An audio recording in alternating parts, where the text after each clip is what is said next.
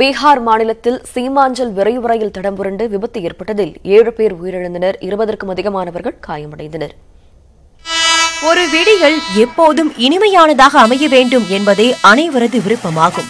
ஆனால் பீகாரின் ஜோக்பானி மற்றும் டெல்லி ஆனந்த் விஹார் இடையிலான விரைவு ரயிலில் சென்ற பயணிகளுக்கு அவ்வாறு விடியவில்லை. அயர்ந்து தூங்கிக் கொண்டிருந்த போது மரண ஓலங்களுடனும் இரத்த காயங்களுடனும் தான் அவர்களுக்கு பொழுது விடிந்தது.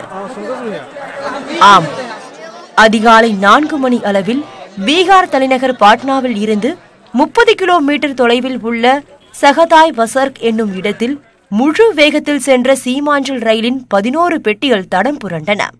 இதில் 7 பேர் உயிரிழந்தனர், 20க்கும் மேற்பட்டோர் காயமடைந்துள்ளனர். உயிரிழந்தவர்களில் 3 பேர் பெண்கள் ஆவர்.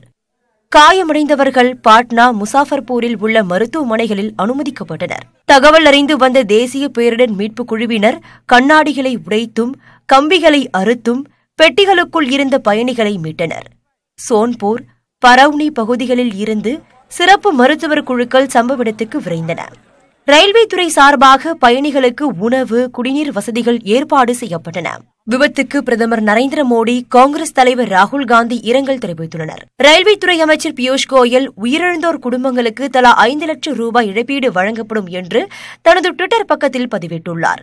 படுகாயமடைந்தோருக்கு தலா 1 லட்சம் ரூபாய், மிதமான காயமடைந்தோருக்கு தலா 50,000 ரூபாய் வழங்கப்படும் என்றும் அவர் குறிப்பிட்டுள்ளார். அவசர கால தொலைபேசி எண்களையும் அவர் பகிர்ந்திருந்தார். விபத்துக்கு இரங்கல் தெரிவித்துள்ள பீகார் முதலமைச்சர் நிதிஷ்குமார், உயிரிழந்தவர்களின் குடும்பத்தாருக்கு தலா 4 லட்சம் ரூபாய் இழப்பீடு வழங்கப்படும் என்று அறிவித்துள்ளார். காயமடைந்தோருக்கு தலா 50,000 ரூபாய் வழங்கப்படும் என்றும் கூறியுள்ளார். அனைத்து உதவிகளையும் செய்யுமாறு மாவட்ட நிர்வாகத்துக்கு அவர் உத்தரவிட்டுள்ளார்.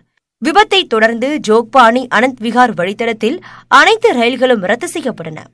தண்டவாளத்தில் விரிசல் ஏற்பட்டதே இந்த விபத்துக்கு காரணம் என முதற்கட்ட விசாரணையில் தெரியவந்துள்ளது. விரிவான விசாரணை நடத்தவும் ரயில்வே திட்டமிட்டுள்ளது. மீட்பு பணிகள் இடையறாமல் நடந்து வருகின்றன.